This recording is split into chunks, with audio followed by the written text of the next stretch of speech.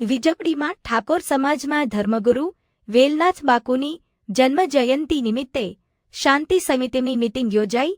પોલીસનું સઘન પેટ્રોલિંગ. વીજપડીમાં ઠાકોર સમાજમાં આરાધ્યદેવ અને ધર્મગુરુ શ્રી વેલનાથ બાપુની જન્મજયંતિ નિમિત્તે શાંતિપૂર્ણ ઉજવણી શોભાયાત્રા માટે પોલીસ દ્વારા ખાસ તૈયારીઓ કરવામાં આવી છે.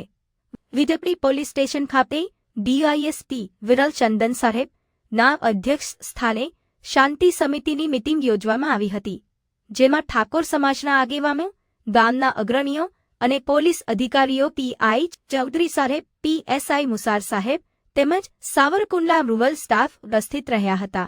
મીટિંગમાં જન્મજયંતિના શોભાયાત્રા કાર્યક્રમો દરમિયાન કાયદો અને વ્યવસ્થા જળવાઈ રહે, કોઈ અનિચ્છનીય બનાવ ન બને તે અંગે ચર્ચા કરવામાં આવી.